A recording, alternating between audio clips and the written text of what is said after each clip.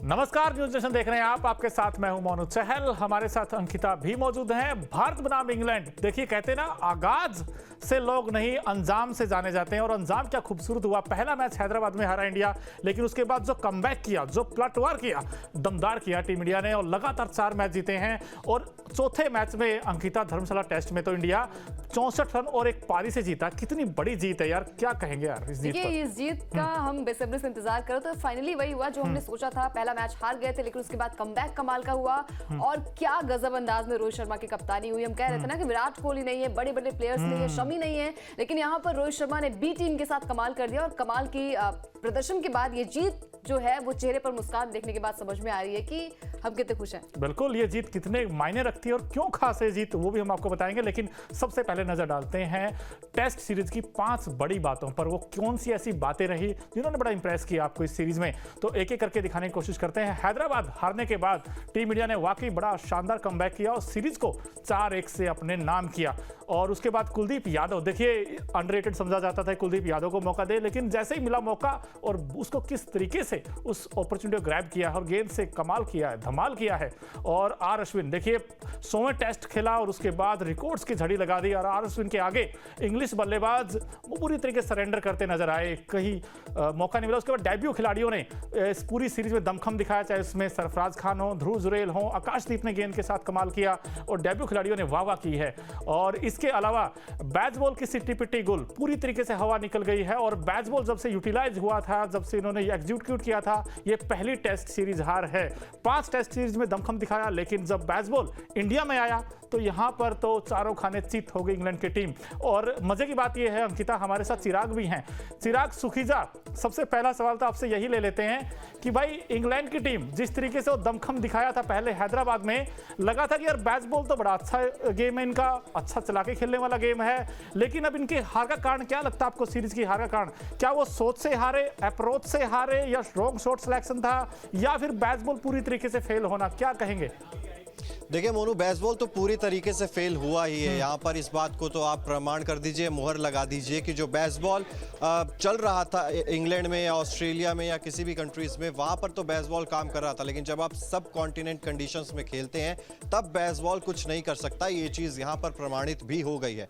दूसरी चीज़ जो आपने कहा, हैदराबाद टेस्ट इंग्लैंड ने जीता था, वहाँ पर क्या चल रहा था? रिवर्स स्वीप चल रहा था, स्वीप चल रहा था। ऑली पॉप ने 196 रनों की पारी खेली थी, उस पारी की बदौलत ही टीम इंग्लैंड जो थी वो जीतने में कामयाब हुई थी। लेकिन उसके बाद कुलदीप यादव आते हैं, वो थोड़ा सा लाइन और लेंथ में चेंजेस करती है टीम इंडिया, अपनी रणनीति में चेंजेस करती है टीम इंडिया। उसके बाद क्या हुआ? जब इंग्लैंड को आपने मजबूर किया सीधे बल्ले से खेलने के लिए, आपने इंग्लैंड को कहा कि अब आप आपके हिसाब से नहीं, अब आप हमारे हिसाब से खेलेंगे। जब इंग्लैंड को हमने हमारे हिसाब से खिलाया, तब कहीं ना कहीं इंग्लैंड की टीम पस्त होती हुई दिखाई दी। और जो दूसरा सबसे बड़ा कारण है, इस सीरीज के शुरुआत होने से पहले हम कह रहे थे कि इंग्लैंड के पास अच्छे स्पिनर्स नहीं हैं, इनएक्सपीरियंस स्पिनर्स हैं, वो उतना अनुभव नहीं है उन स्पिनर्स के पास जो इंडिया में खेलने के लिए आ रहे हैं। लेकिन ये चीज भी तो देखनी होगी ना कि इंग्लैंड के स्पिनर्स ने तो अपना काम बखूबी किया है।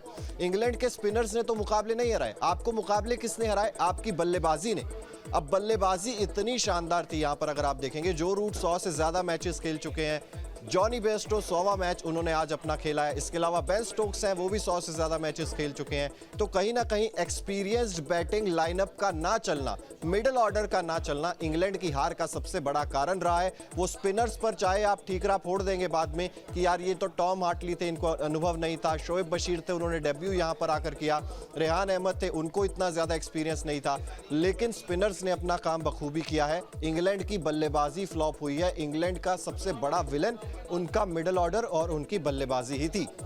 बिल्कुल, जिस तरीके से फ्लॉप हुई है। और अंकिता, एक बात तो है यार, देखिए आप कहते हो कि यार पहला मैच जब कोई टीम हारती है तो उसके ऊपर बड़ा प्रेशर होता है, कहा जाता है कि यार, और खासकर तब देखिए इस टीम में in absence of Virat Kohli, इतना बड़ा नाम इस टीम में नहीं था, मोहम्मद शमी इस टीम में नहीं थे, केएल राहुल इंजरी हो गई, अय्यर को इंजरी हो गई, despite of them I think Rohit Sharma जिस तरीके टीम को लीड किया है, और कहते हैं captain leading from the front, और उसके बाद रोहित के ऊपर तो देखिए सवाल भी उठे थे, क्योंकि WTC पॉइंट्स जब हारी थी इंडिया टीम, वहां पर पॉइंट्स टेबल में नीचे आ गई टीम इंडिया, और फिर WTC के बाद जो 8 पारियां थी रोहित की, उठा था कि यार इनके बल्ले से रन ही नहीं आ रहे भाई, इनके बल्ले को क्या हो गया, क्या जंग लग गया रोहित के बल्ले को। लेकिन उसके बाद फिर बैक टू बैक सेंचुरीज बनाई। रोहित की इस कैप्टनसी को आप कैसे देखते हैं इस पूरी सीरीज में अंकिता? देखिए, स्टार्टिंग में जब ये मैच हारा था, भारतीय टीम ने मैच को गंवाया था, तो ये लग रहा था कि शायद विराट कोहली नहीं है, शमी नहीं है, केएल राहुल नहीं है, श्रेयस अय्यर भी इंजर्ड थे, तो डेफिनेटली हम हार गए थे मन में कहीं ना कहीं कि पहला मैच हारने के बाद वो निराशा होती है। वो बॉडी लैंग्वेज भी नजर आई थी रोहित शर्मा की कि भाई पहला मैच हार गए। और बैच बॉल एरा में जिस तरीके से स्टार्टिंग बड़ी अच्छी थी, ऑली पॉप ने जो कमाल की बल्लेबाजी की, तो उसके दम पर इंग्लैंड ने वो मैच जीता था हैदराबाद में। उसके बाद से जो कमबैक हुआ है, जो हमारे हम कहते हैं ना बी टीम, जो हमारे युवा बल्लेबाज थे, चाहे उसमें जायसवाल का बहुत बड़ा रोल था। जायसवाल की तारीफ इसलिए भी बनती है क्योंकि एक ऐसा अकेला प्लेयर था जिन्होंने मैच का रुख बदल दिया। मोनू, हम कहते हैं ना कि 22 साल का ये युवा बल्लेबाज है और जिस दमखम के साथ, जिस अप्रोच के साथ उन्होंने मैच को बनाया है।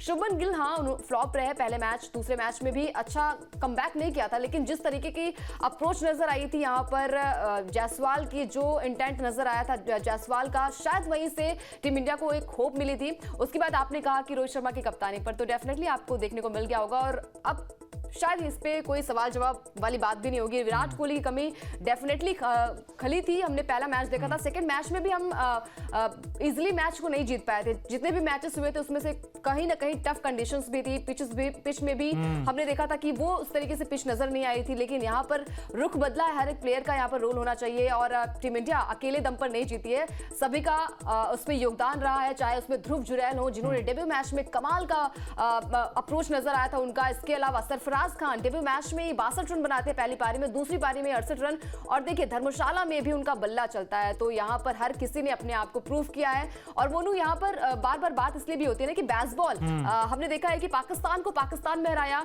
इंग्लैंड ने, उसके बाद न्यूजीलैंड को भी हराया, उनके घर में जाके साउथ अफ्रीका को भी हराया। और डर था, पहला मैच हारने के बाद हम डर गए थे, हम सब डर गए थे कि शायद इस मैच को किस तरीके से, किस अप्रोच में यहाँ पर विराट कोहली के एब्सेंस में रोहित शर्मा लेके जाएंगे। बहुत सारी बातें हो रही थी, लेकिन फिर भी देखिए फाइनली हम मैच को जीत चुके हैं और 112 साल बाद ऐसा हुआ है कि सीरीज पहला मैच हारने के बाद 4 मैच हमने जीत। नहीं अंकिता, आपने बड़ी अच्छी बात बोली। चिराग भाई एक चीज बताइए मुझे, आप हमेशा हम सोचते हैं कि यार देखिए इंडिया पहला मैच हार जाती है, हम हमेशा देखते हैं 2017 में भी ऐसा हुआ, फिर हम ऑस्ट्रेलिया गए, हम सिर्फ 36 पर ऑल आउट हो गए थे, लेकिन उसके बाद इंडिया ने जो कमबैक किया। और यहां भी आप देखिए कि हैदराबाद हारने के बाद आपने वाइजैग, रांची, राजकोट, अब धर्मशाला, ये एक नई पाठशाला सी खोल दी इंडिया ने कि पहला हारो उसके बाद सारे जीतो।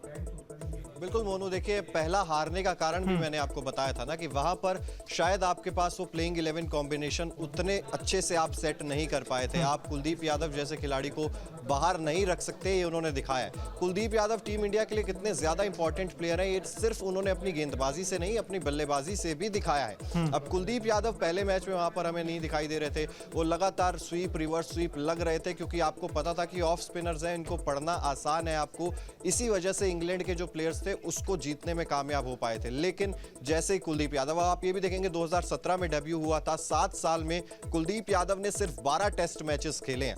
एक ऐसा खिलाड़ी जो हर बार आपके लिए मैच विनर होता है। इससे पिछली सीरीज जब कुलदीप यादव खेले थे, प्लेयर ऑफ द मैच वहां पर रहे थे कुलदीप यादव। उसके बाद भी अगले टेस्ट मैच में हमने देखा कि कुलदीप यादव को वहां पर खिलाया नहीं गया।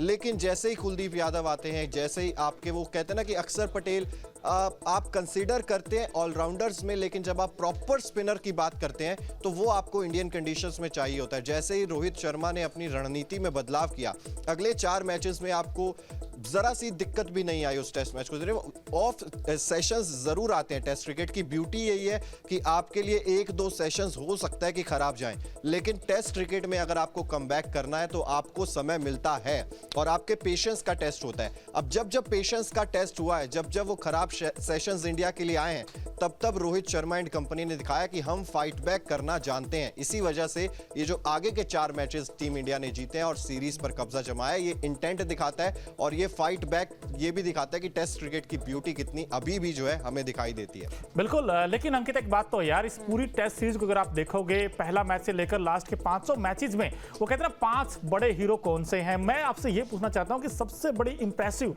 किसने किया आपको, सबसे बड़ा इंप्रेसिव? देखिए ओली पोप ने 196 बनाए थे पहले मैच में, उसके बाद टीम इंडिया का जो कमबैक हुआ था उसमें जसप्रीत बुमराह ने जो 9 विकेट झटके थे, जिसपे कि वो जो रूट रिवर्स स्वीप मार के आउट हुए थे, बेन स्टोक्स क्लीन बोल्ड हो गए थे, दोनों हाथ ऊपर कर दिए थे कि हमने सरेंडर कर लिया है। और उसके बाद फिर सरफराज खान का डेब्यू हुआ, उसने क्या दमखम दिखाया उस पारी में। ध्रुव जुरेल का डेब्यू हुआ, उन्होंने कुलदीप यादव के साथ मिलकर वो पार्टनरशिप की। रविंद्र जडेजा एक समय 33 पर 3 इंडिया हो गया था, नंबर 4 पर प्रमोट किया था, 100 बनाया और 5 विकेट भी लिए। और अब अश्विन ने लास्ट में आकर जो 5 लिए बैक टू बैक। भाई आपको सबसे इंप्रेस किसने किया है, किस परफॉर्मेंस ने किया है? देखिए मेरे हिसाब से सभी जीत के हीरो हैं, लेकिन अगर एक की बात एक चुनना हो आपको तो मेरे हिसाब से यहाँ पर जायसवाल ने मेरे को बिल्कुल मतलब इम्प्रेस किया डेफिनेटली। सही कह रहे हो आप, मैं भूल गया था वैसे उसका नाम। और मतलब जिस कमाल की लेवल में नजर है, हम कह रहे थे ना पहला मैच हारने के बाद आपको सेकंड मैच को जीतना बहुत बड़ा प्रेशर होता है। आप आते हैं, ओपनिंग करते हैं और वहां से मैच को किस तरीके से तब्दील करते हैं बड़े स्कोर के लिए, ये सीखना चाहिए जायसवाल से। और जायसवाल ने वही किया, इंप्रेस किया उन्होंने। और देखिए मैं अगर मैं और की तारीफ नहीं करूंगी शायद थोड़ा कम हो जाएगा। सभी ने अपना योगदान दिया है, शायद यहीं से मैच का रुख बदला है और एक अप्रोच नजर आई है। यहाँ पर ध्रुव जुरेल की तारीफ भी बनती है क्योंकि देखिए मैच हाथ से चला जाता। मोनू हमने देखा है कि कुलदीप यादव ने नाइट वॉचमैन के तौर पर आया और वो मैच को हम कहते हैं ना कि आप पारी को किस तरीके से तब्दील करते हैं, मैच दिन खत्म होने तक आप किस तरीके से बने रहते हैं। इसके अलावा दूसरे दिन का मैच हम देखते हैं ना कि बड़ा हेडेक रहता है वहां पर कि आप पिच में बने रहिए। तो सभी ने अपना कहीं ना कहीं योगदान दिया। अच्छा, लेकिन मुझे पर्सनली जायसवाल की बैटिंग बहुत पसंद आई। बिल्कुल चिराग, लास्ट में एक छोटा सा रिएक्शन, धर्मशाला टेस्ट का टर्निंग पॉइंट आपको क्या लगता है? क्या कुलदीप यादव के 5 विकेट या फिर रोहित शर्मा के 100?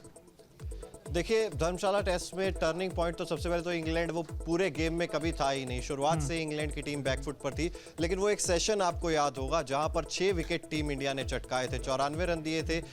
वहां पर जो एकदम से उस सेशन में इंग्लैंड की पूरी पारी कोलैप्स कर गई थी, वो मेरे हिसाब से इस पूरे मैच का टर्निंग पॉइंट रहा है। वहां से फिर इंडिया ने पीछे मुड़कर नहीं देखा और लगातार दबाव जो था इंग्लैंड के ऊपर बढ़ता ही चला गया। ये बड़ी जीत है पारी, और 64 रनों से अगर टीम इंडिया इस टेस्ट मैच को जीती है तो आप समझ सकते हैं काफी सारी चीजें इसमें निकल कर आई होंगी। बिल्कुल बहुत बड़ी जीत है 64 रन पारी की।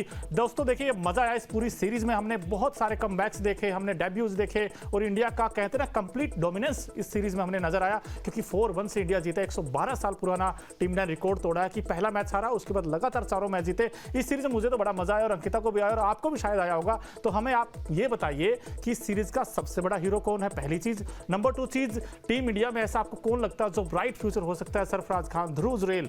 और इसके अलावा अब देखिए हमारे खास इसे कहते हैं इंडिया का त्योहार IPL आ रहा है, उसके ऊपर भी हमारी नजरें रहेगी और एक खास सेगमेंट भी आ रहे हैं। उसके लिए अंकिता ने बनाए कुछ वीडियोस, हमने भी शूट किए हैं। एक नए एंगल से हम आपको IPL दिखाने वाले हैं। तो IPL की कवरेज आपको कहां मिलेगी? Only on news nation sports पर। तो इसके लिए करना क्या हो, आपको सब्सक्राइब करना है, वीडियो को लाइक शेयर करना है और बेल आइकन जरूर दबाना है क्योंकि अब 1 लाख के करीब पहुंचने ही वाले हैं क्योंकि 2.5 दिन में इंग्लैंड हार सकता है। तो हम सिर्फ 2,500 दूर हैं सब्सक्राइब करने से, तो इसलिए जल्द से जल्द सब्सक्राइब कर लीजिए। और अभी के लिए फिलहाल हमसे जुड़ने के लिए आपका बहुत बहुत धन्यवाद।